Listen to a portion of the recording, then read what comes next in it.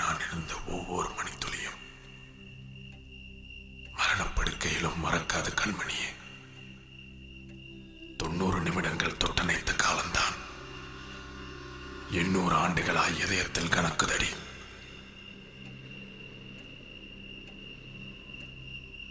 பார்வையிலே சில நிமிடம், பயத்தோடு சில நிமிடம், கட்டி அணைத்தபடி கண்ணீரில் சில நிமிடம், இலக்கணமே பாராமல் எல்லா இடங்களில் முத்தங்கள் விதைத்த மோகத்தில் சில நிமிடம்.